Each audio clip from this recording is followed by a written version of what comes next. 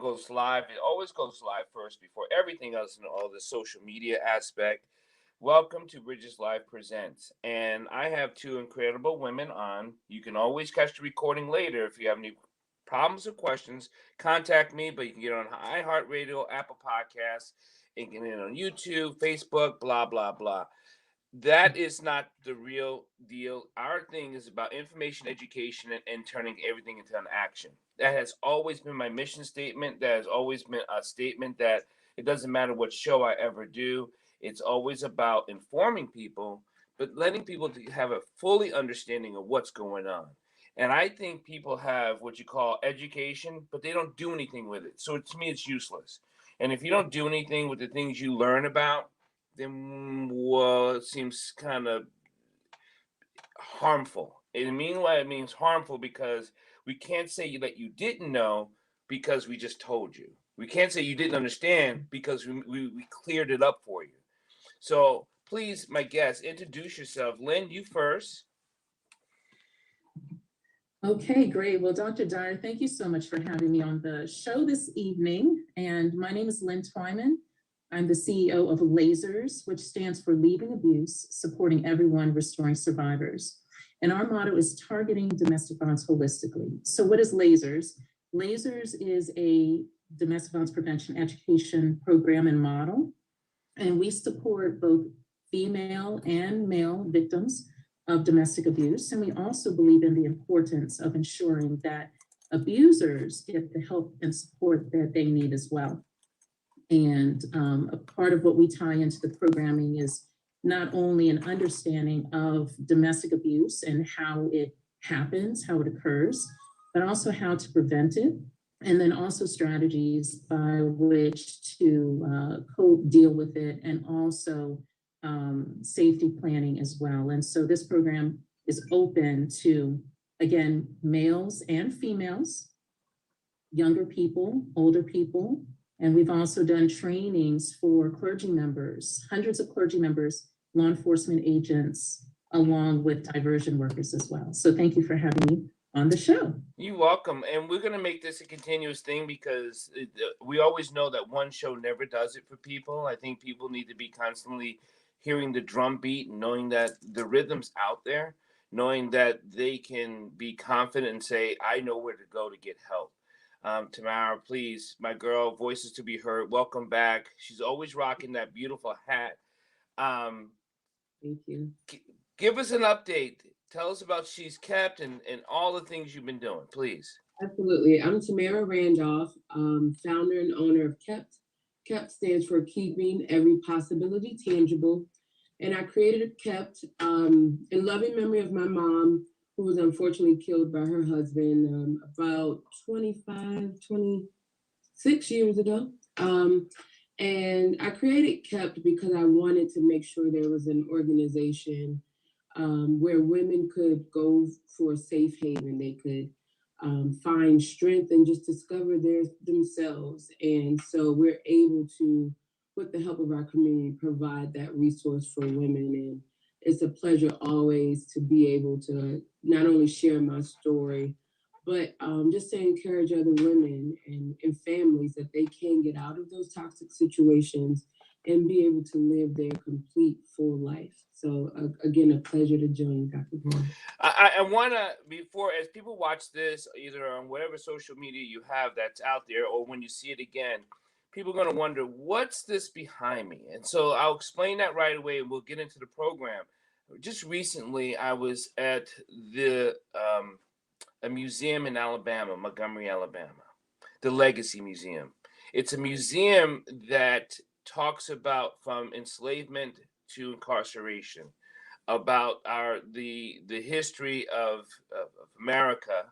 We can't just say it's Black America, it's all of our history because it has affected us all. But it has all these very much depictions. This is one of the pictures that was outside one of the parks. And inside the museum, it's the heaviest museum I've ever been to in my whole life. I've been to Holocaust Museum, and maybe because the Holocaust Museum wasn't as heavy, or the different sites I've been to, because as much as I love life and I understand and I have had associations with death, it just wasn't me, maybe.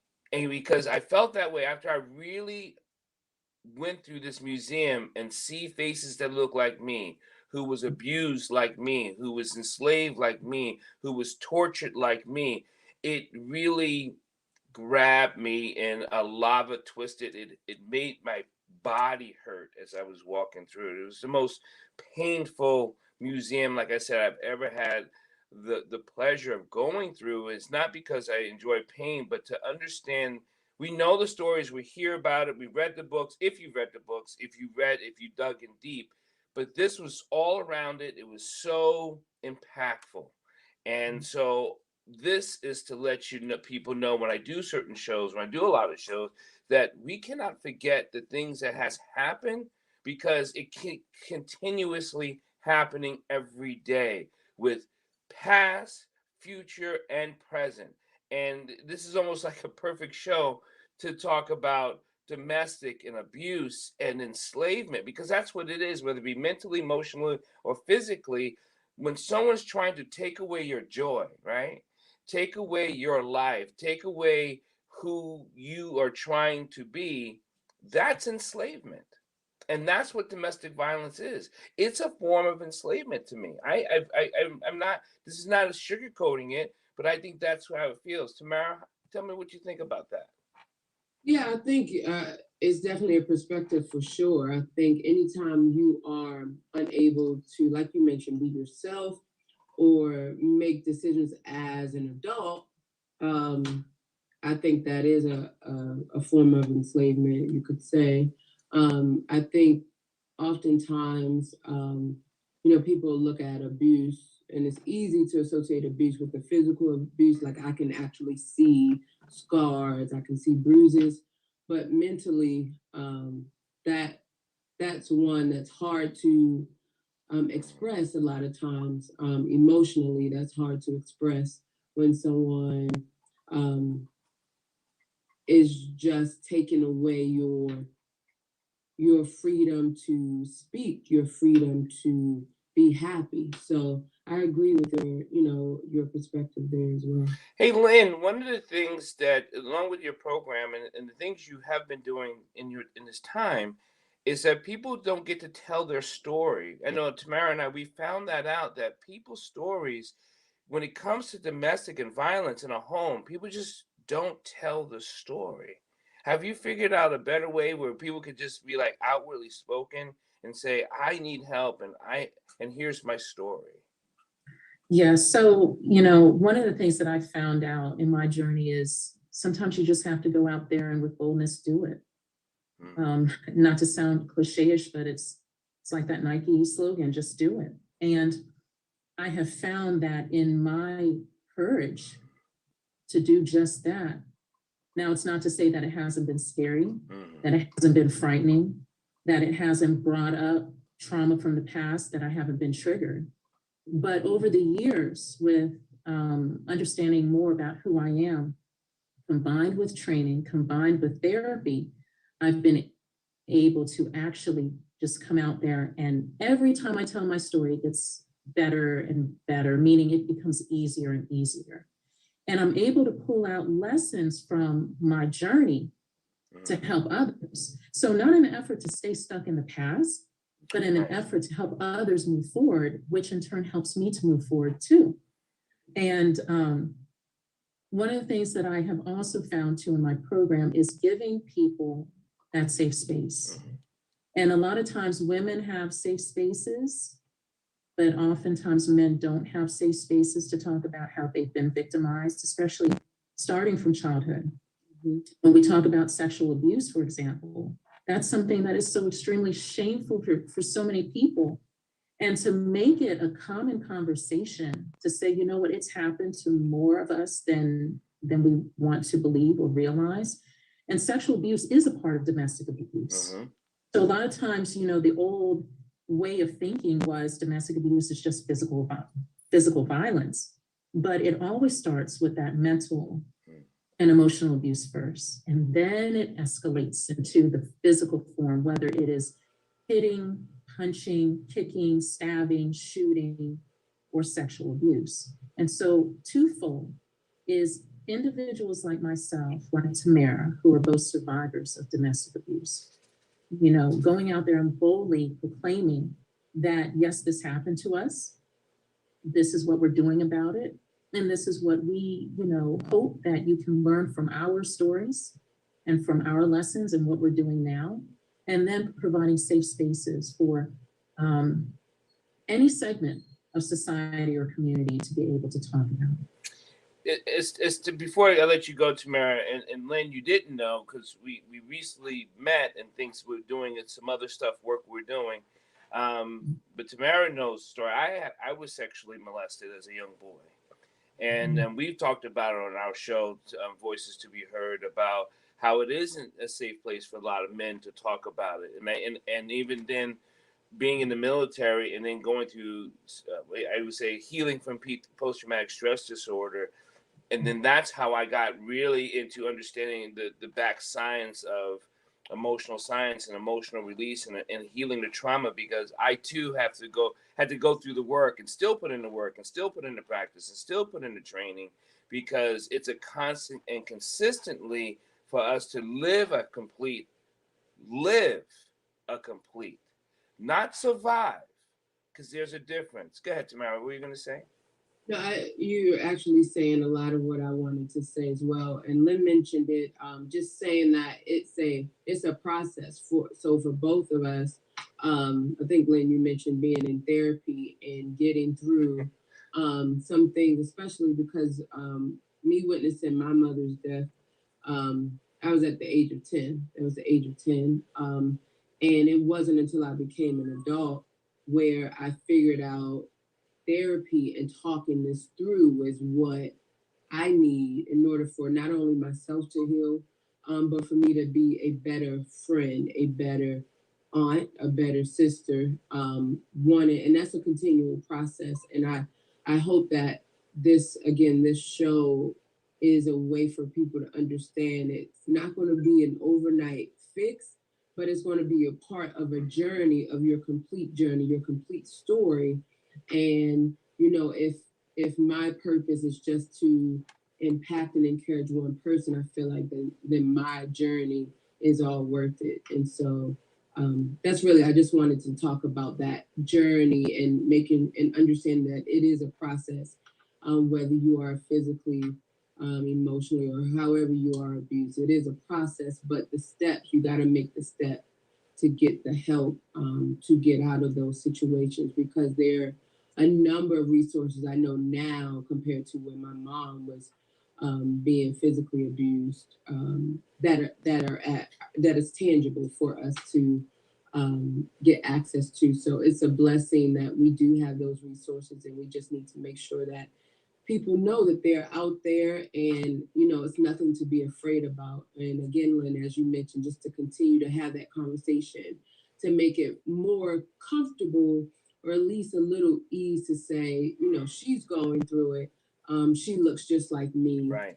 So I feel more comfortable with, even if it's just, if I can just share my story with her or reach out to her for help, I feel more comfortable because I know that it's someone that looks like me and is going through or has gone through something similarly, and I'm praying that they can help. So I love that part of my journey and being able to share my story. Lyn, you want to tell your story? It's up to you. It's your choice, but would you like to tell your story? Again, we know that the story it's our testimonial. I know a lot of men, after I do, when people have seen or heard me speak, and they say, "Wow, Doc, you're pretty open about that." I say, if I'm not open, they would kill me. Mm-hmm. And I want to live this world. I don't want people to suffer through silence. We have so many people suffering through silence, whether it be human trafficking, whether it be domestic. There's a lot of silence going on, and we have to stop. We have to break that silence. Mm-hmm. Yeah, absolutely. Well, there's the saying that goes, silence is violence. And that's the truth. I mean, speaking up and then not speaking up is what is killing people, literally, from the inside out. And so I actually enjoy telling my story now.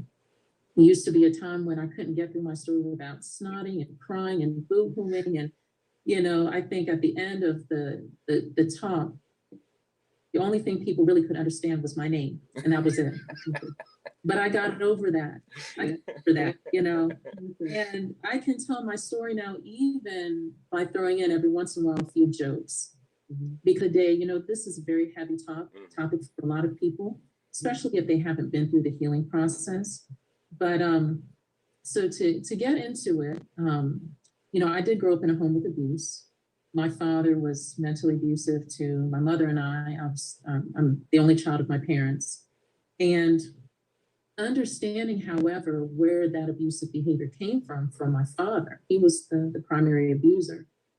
And then the secondary abuser in the home was my mother. And then when tracing back the family history on both sides, come to find out both of them have been abused by their parents to some degree. My father, he experienced more physical abuse, emotional and mental abuse, along with verbal. And my mother faced more emotional and verbal abuse. So there you had two unhealed people, individuals that hadn't dealt with their trauma, hadn't been to any counseling, therapy, nothing, coming together, getting married, and then 3 years later having me. And so at the end of the day, the marriage didn't solve the problems. Me coming into the picture certainly didn't solve the problems, because that added more responsibility on both of them. And unfortunately, I inherited their emotional and I want to even say spiritual, lack of spiritual health. And so this thing called domestic abuse went on throughout my childhood. And it just kept repeating itself in some shape, form, or fashion, mostly mental and verbal abuse. Just to give you some examples, I mean, I was called names like whore by both of my parents. I was told that if I didn't do certain things, that I would be disowned. And I'm hearing all these things before the age of 10. I'm seeing my father threaten to have my mother deported because my mother's an immigrant. So he would say things like that. So I grew up fearing that my mother was going to be just taken away if she didn't do what, my father wanted her to do. Right. And there was a lot of threats that came from her as well. I saw dishes broken multitude of times, hollering and screaming late at night. There was a time when I actually walked out of the home at about 11 o'clock in the evening. I was about 7 years old. I packed all the things that a 7-year-old would value at the time, right? Teddy bear, some books, I think a granola bar. And I left the house 11 o'clock at night, walking down the street with some flip-flops on, because I wanted to get away from the abuse. I wanted to get away from the fighting. I wanted to get away from the arguing. I just wanted peace. And so I don't want to interrupt you, but there's so many kids that are going through the same thing today, yesterday, and again, and they just want to get away. And there's no flares for them to shoot up. And I know, Tamara, you had said there's a lot of help out here, but you think about a 7-year-old, a 9-year-old. I don't know if the neighborhood I grew up with, I'm connecting as that I could get help. Yeah, I think that is more of the problem. Like, the resources there, but how do we make that connection? Is something that we on that's actively trying to bring those resources to families. We got to figure out how we can infiltrate. Right. Well, and again, silence is violence, right? So a lot of times domestic abuse is that family secret. Nobody wants to talk about it, and the children are threatened not to talk about it as well. And I totally agree. And that's why these kinds of conversations and making them just as public and as profound as talking about protecting yourself from STDs. I mean, when we're, our young people are learning about safe sex, in elementary school, before they're being taught about healthy relationships and how to deal with trauma. And that's crazy. That's crazy. I don't understand how we get from sex without understanding a healthy relationship. And we never talk about have a healthy relationship with yourself. Like, Right. so how do we go from, keep going. I Yeah. actually, Right. I actually think the way it's being done keeps perpetuating the abuse because it must not be something important because it never gets talked about. Mm. So, Wow. without Mhm. saying it's not important because you don't talk about it, it must be unimportant. Because you talk about everything else. You talk about Yeah. no running around a pool. You talk about, don't curse in a hallway. You talk about no cutting online, but you don't talk about this. Huh. And you brought up a very good point. So it's that important that systematically Mm-hmm. the system doesn't want to talk about it Right. because unhealthy relationships, domestic abuse contributes to so many other social factors. Okay. Mass incarceration, for example, whether it's detention or imprisonment. Right. A majority of individuals are incarcerated as a result of domestic abuse, then substance misuse. Mm-hmm. Okay. So crime pays, it pays salaries, it does a whole host of things. But anyhow, that's another topic for another day. So kind of fast forward, just to top off my story here. So grew up in a home with abuse. And because I didn't see a proper example of my father, primarily, he was my male figure in my life. He had his good days and bad days, but he had mostly bad days than he had good days. And again, as a result of his historical trauma that wasn't dealt with, including the PTSD that he incurred from the military as well. So then fast forward, my first relationship ever, I didn't date before this, didn't even kiss a guy before this, okay, was with a guy who was not only mentally abusive, but he was physically abusive as well. And so there, I thought I could help him. I thought, oh my goodness, would rub off on him. And it didn't.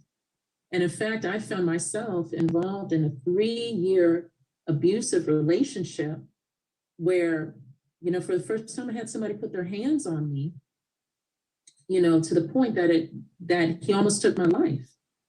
And, to get caught up in that type of cycle, I tell people this all the time, that our parents didn't come with an instruction manual for life. Right. Right. And they most certainly didn't teach us this instruction manual, most of us. So it's up to us now, knowing what we've been through, to create the instruction manual and make sure that the present day family, whatever family we belong to, community, and the future get a hold of this instruction manual. And that instruction manual is literally that relationship with yourself first, healing this, especially as melanin dominant people. If you're listening and you happen to be a Black person or melanin dominant individual, you got to heal this. You have to, because we because we have so much trauma between segregation in America, right? Between Reconstruction in America, between the lynching in America, right? And between mass incarceration, from slavery to mass incarceration. So we have, and then we have jobs. We have a job issue. Not because there's not enough jobs. We may not just be qualified. We may be qualified. We may not be able to get a job. So there's all these other things, and they could be really considered to be distractions when your internal self, is struggling with your own identity of being a human being. And then you want to have a relationship with another person. It's doomed for failure because we haven't gotten the help. We haven't said, I need help. Dr. Paul, hey, Dr. P, I need to talk to you. Great, because I'm not I'm not a magic show. I don't know you need help until you actually open your mouth. And then we doing COVID, when it first hit, we know that everything increased: alcohol abuse, family abuse, everything that could increase increased, right? And it just went off the charts. my question, Tamara, I'm thinking is we're not going to be allowed to get this type of information in the schools. So how do we get to the kids if we don't stand on the street corner and stand on a soapbox? I don't know how we get to the kids. Well, we have to, try and meet them where they are. So I think, pretty sure, I don't have children. I have godchildren, but social media, somewhere they're always on their phones. So somehow we have to figure out how to help get that message through there. TikTok is very popular right now. And they will follow whatever that trend is. And even if it's, one person and then you get thousands of likes, it kind of goes that way. So thinking kind of creatively, how can I get the message I want to send, which is you don't have to be part of this abusive environment.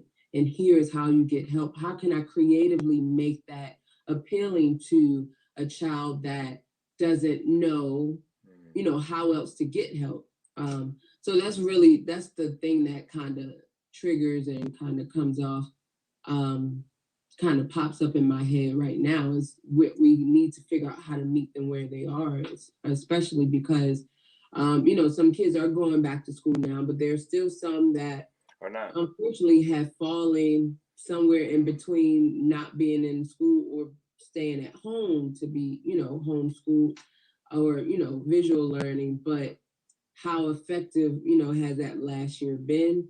And it's just more of a need for us to get out there and be proactive in reaching them. Lyn, what are you thinking?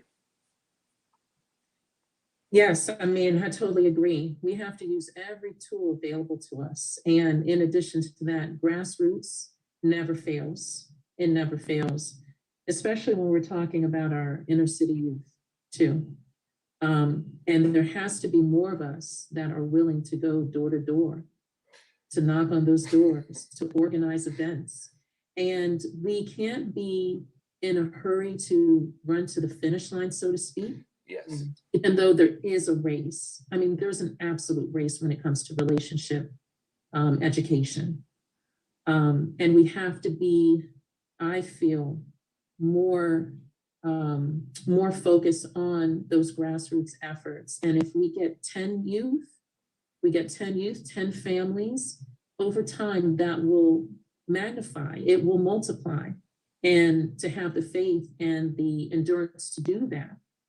And, coming together, programs like mine and Tamara's and others, just coming together as volunteers, not worried about the money, okay? Because you can't put a price on somebody's life. No. Even though there is. Yeah, even though there is.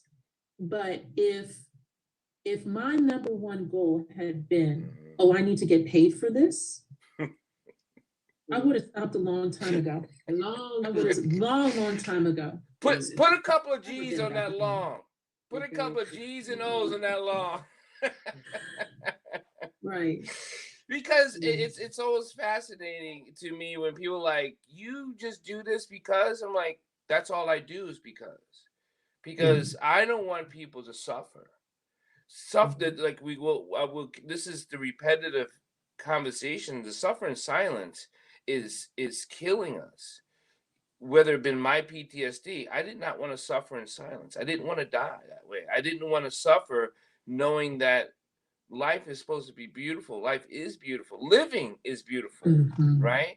And so many of us have been surviving, whether it be in our neighborhood, or our home, or wherever, in the job. And no, we're too prolific in this time of age to be quiet. I can't see it any other way. And then speaking of, we got to meet them where they are. I guess I have to stop tapping people on the shoulder going, hey, can I talk to you? Because I do that a lot in airports, and I get funny looks going, what do you want? I'm like, so I want to talk to you. And their words start triggering their life. When I just ask them, how are you? And they go, and the way they carry themselves, there's something, right? And then I end up going, "Are you okay?" Yeah. And they're not. So True story. it people are just not okay on a daily basis. And I don't want to assume that everyone's not okay, but a lot of people, I guess the way I get drawn to a person, they're not okay. And they just need to. And I end up going, my wife's here. You want to talk to a woman? I mean, it was right here. You know what I mean? I just, because you're not alone. I just want to let people know that you're not alone and don't suffer in silence. Absolutely. I think that's the important part. I'm sure you get a ton of crazy looks, especially now. I do. First of all, you're too close, you know.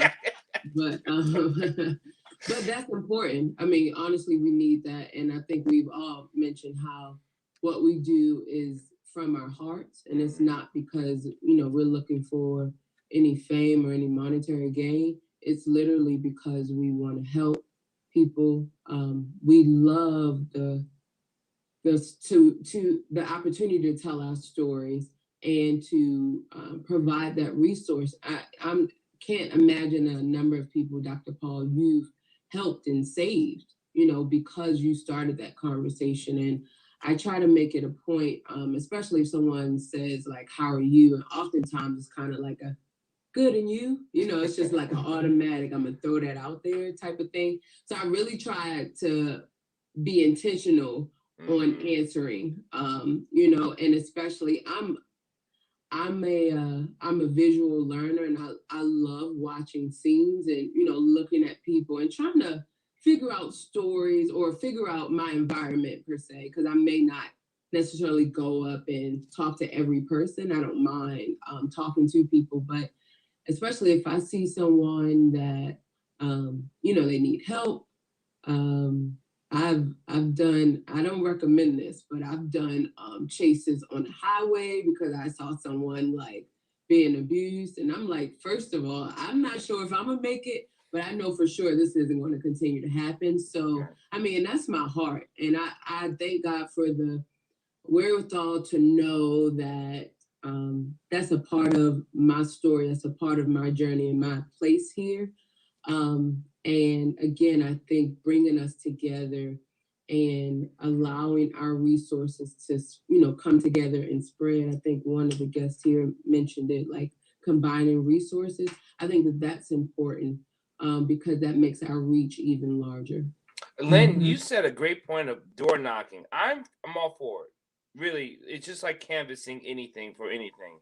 We start out with one neighborhood, doesn't have to be, and just go. We blanket this neighborhood and, you know, capture names and capture people, and then just keep it. Just I love that idea. It works in politics. It works in sales. I mean, at the end of the day, you know, people are spending, you know, a lot of time and energy, you know, going door to door to get their candidates to win. You know, they're putting mailers in the mailboxes. And so just having a different approach to these types of issues is extremely important. You know, how you talked about, you know, just reaching out to people. I ear hustle. So when I'm traveling, you know, if I'm in the airport, for example, I'll overhear conversations. And every once in a while, you know, I will literally go up to a young lady that I hear having some kind of conflict with her significant other. And this happened not too long ago. I let the young lady know, I was like, listen, you're worth more than that. You have a purpose. And I said, I don't mean to be in your business. However, I want to tell you that you do have a purpose. And that whole back and forth that you had with that person, that's so beneath you. You don't need to convince that person of your worth, you know, and so it was, and she had a tear in her eye after I gave her those words of affirmation, right? And so just being grounded, staying humble, it is just so extremely important in this journey. But then giving people an opportunity to look at something too, you know, realizing that, and this took me a while to understand. I didn't realize that when I do come into a room, people do notice me. So I was like, okay, how do I use that for the greater good? Okay. Instead of being like, why are you looking at me? No, look at me. because I have something to share with you. Yeah, yeah. And this information could very well be life-saving for you or somebody else. And, so that's the approach that I've taken in life now, because it is a calling. And too much is given, much is required. Mm-hmm.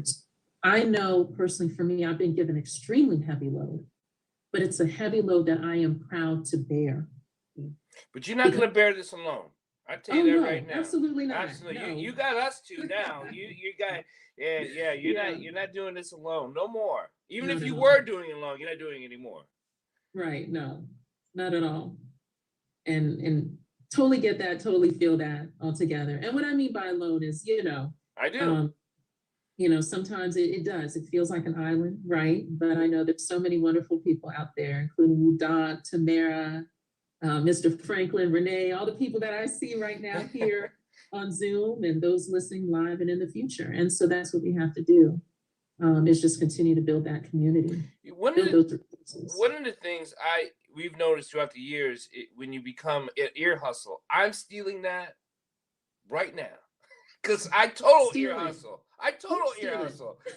And that's it. And the mask makes it like, for some reason, I feel like I can hear a little better. Okay. Because, sometimes, and it helps, like, train my expressions. Because sometimes I'm like, I don't know, but I agree. I too am an ear hustler. Not sure where I learned it from, but very much so. So if there's hostility from anyone, whether it be in a group, couple, or personally, if it's external hostility outwardly, they're in a bad spot. And what I mean by that is that most people you tend to not want to share anxiety or anger outwardly. And if a group or a couple is very bitter in public, their home life is nasty.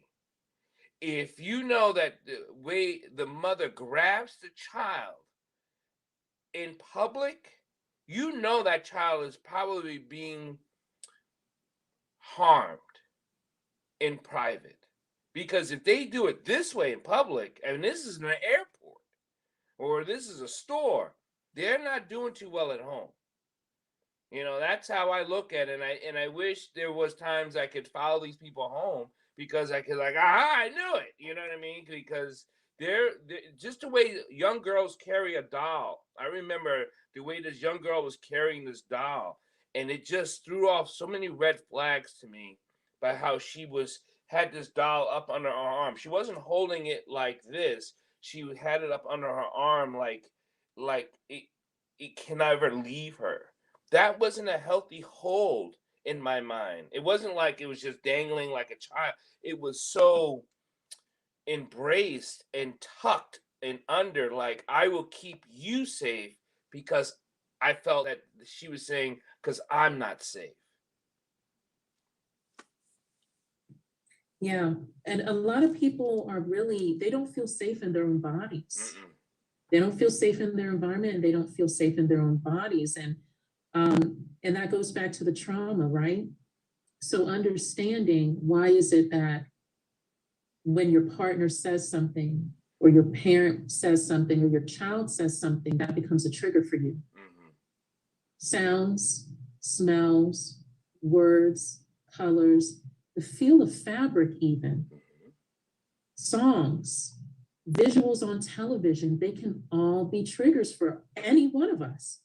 And we don't even understand why we're feeling these sensations in our bodies, and until we get the training, however. And I think I've been trying to bang the drum about, if you feel something, think something, or is curious, why wouldn't you search out the answer? We do that with food. You're like, I feel like pizza, and then we'll call up Domino's, I don't know, but we'll call up a pizza place and order it. But when it comes to a sensation, like you said, sight, smells, and all those sensations, and they're uneasy, why wouldn't we call someone and say, I'm feeling this way. Who could I talk to? I may not know, but let me find you someone. But go ahead, Lyn. Yeah, mental health is still a taboo issue. Yeah. And I think for a couple of things, because a lot of times when you go to a mental health practitioner, they label you, right? For billing purposes, you have to be labeled in order to have the visit covered by insurance.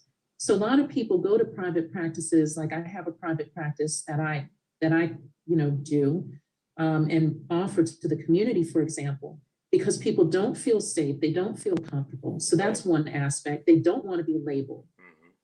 Most trauma, or let me put it this way, most mental health issues can be directly attributed to some adverse childhood experience.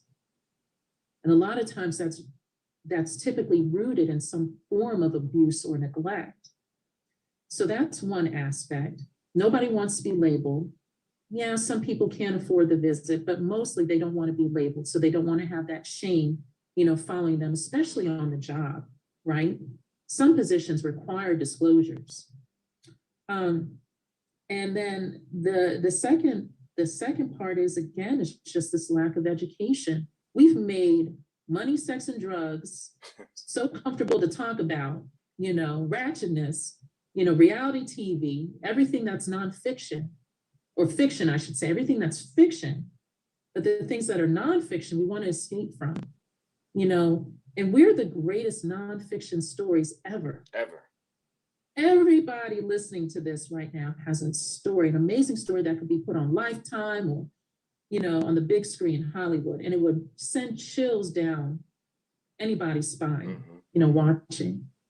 So we have to get to the point where we value ourselves enough to say, I love me enough that not only am I going to take the time to research what I'm going to eat, what I'm going to wear, where I'm going to vacation to, but let me invest and love myself enough to take care of this trauma, to take care of this uneasiness. I remember a couple of years ago, I was listening to this old school R&B song, right? And I just felt really, really sad listening to it. And it was not, a breakup song or anything. And then I was like, okay, my training kicked in though. My trauma training kicked in. I was like, okay, the therapist has got to do therapy on herself now. What's going on here? And I remember thinking to myself that the last time I had heard this song was when I was about 10 years old, when my parents were breaking up. And so those emotions were still stored to the cellular neurological level of my body, literally. And I had to work to rewire so that the next time I heard the song, I would no longer feel those sensations and emotions anymore. And so giving people those kinds of tools, realistic tools to deal with it, to deal with the trauma, is so important. And that leads me to talk about, and then I'll wrap up my comments for right now, is that abusive behavior. When we're addressing abusers, whether they're male or female, right, they are being triggered to the degree that they are lashing out and projecting all of their fears, all of their anxieties on the other person that becomes the object of their control. And I tell people that when it comes to domestic abuse, it's not about love, it's about power and control. The abuser feels the need to gain some power and control over their own life because they feel like they have lost it. But that comes out in, let me control this other person, because this other person isn't doing what I want them to do, when the abuser should be going inward and focusing on what is it that I need to do. Do I need to rewire my brain? Do I need to rewire, these residual emotions that are flowing through me? Do I need to deal with this trauma? What do I need to do? That's the question. That's the healing question. That's how we heal as a person, as people, as a community, as a nation. We ask ourselves, what do I need to do? Tamara, you must have asked yourself that question once or twice before when you were younger. Like, what am I going to do, or what am I need to do? Which one did you ask first? Do you remember? I want to say it was a little of both. I think when I was younger, after my mom passed, I felt it was a hurry up and grow up type of thing. So I was 10 years old, and then a lot of my childhood per se, I don't quite remember, honestly. I felt like it was time for me to grow up. And a lot of the things kind of that happened or I went through, I don't remember a lot of them. And it wasn't until I started in therapy and we were talking about trying to make correlations to things that are happening in my life now. And my therapist will always try to say, well, let's talk about this more. Let's dig into why you feel that way or why you reacted or why you're accepting different things. Because the only thing I remember was I would never let a man or anyone physically or emotionally abuse me. That was the most important. So like raising your voice or me feeling like I was uneasy, right. Always a hard boundary for me, no matter how young I was. But now that I've grown and gone to therapy, I had to apply that to all of my relationships, not just my partners, my love interest per se, but family, friends. I had to make sure I set that boundary for myself, because no one else is going to say, oh yeah, Tamara, this is your boundary. Make sure you stay in it. Like, don't forget, make sure you set your boundary. It was on me to make sure I set that boundary, no matter how hard it is, because for years and years, I would just go with whatever, no matter how I was personally affected. I would not necessarily take out as much time for myself. I thought it was more important that I was pouring and helping everyone else, but that was also tearing me down. So not only just dealing with the day-to-day, just being a woman, being a Black woman in society, I had to figure out a way for me to deal with my trauma in the past so that I think I mentioned it before, but so that I could be a better person, not only to myself and loving myself, but to my friends and my family as well. I know we're coming close up for an hour and we don't want to go too long. And the next show we're going to talk about some healing practices. But I want to talk just a smidgen about the neuroscience of it all, right? So when we go through trauma, it becomes stamped like a timestamp because of the trauma. And that, in fact, causes the memory. Whether it be good or bad, it creates the memory because of the trauma. There's trauma, there's good trauma, there's bad trauma, right? Birthday parties are traumatic. Oh my God, surprise, right? So anything, the body doesn't recognize the difference between good or bad. It recognizes the adrenaline push. That is what the stamp is when it creates an adrenaline push from the internal system, right? In that system now puts markers like flares. So that's why if you smell something again or hear something again, it triggers that marker again, which creates that adrenaline, which sends the signal to the brain, which causes the reaction. Here's the fascinating part. You cannot heal anything negative until you release and open up the past harmful trauma.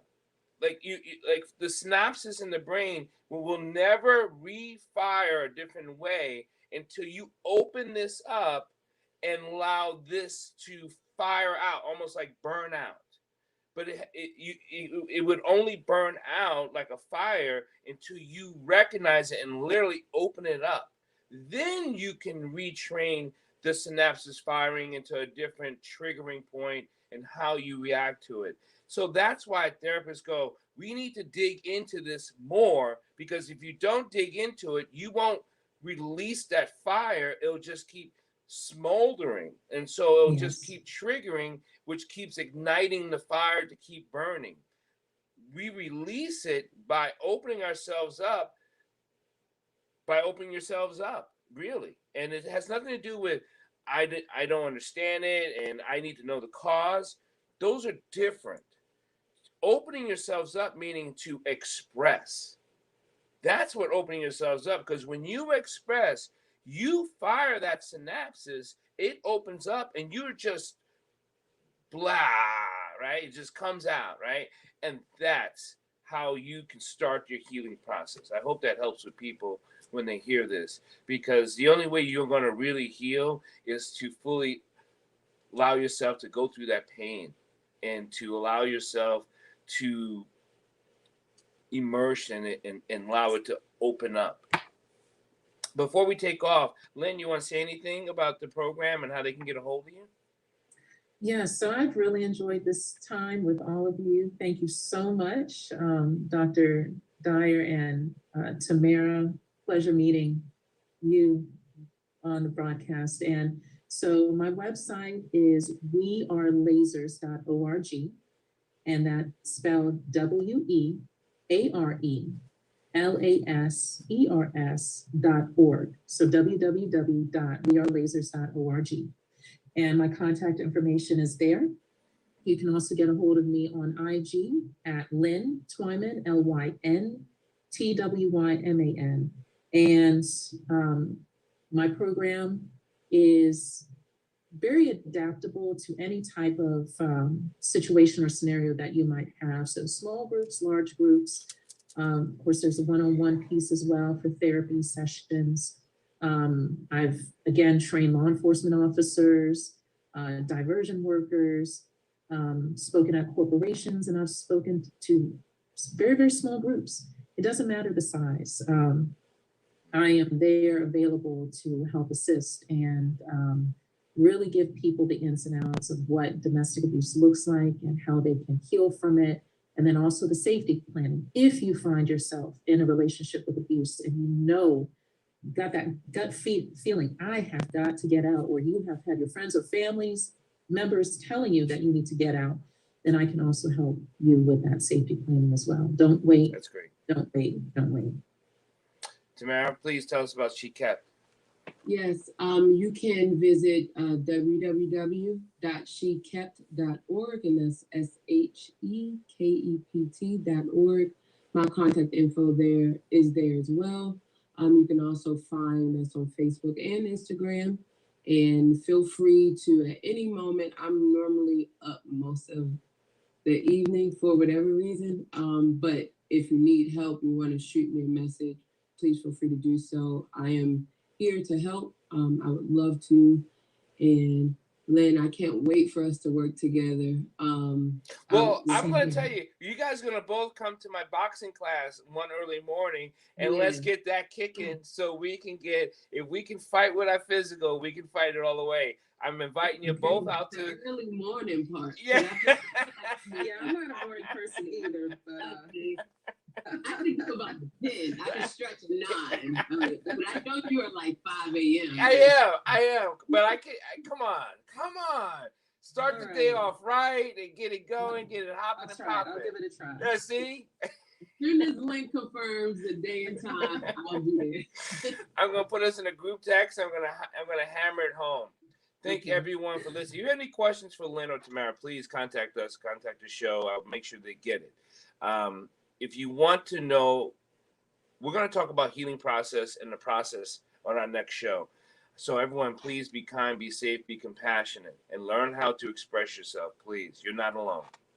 Thank you so much, everyone, for listening, and we will catch you up later. You ladies, hold on. Thank you.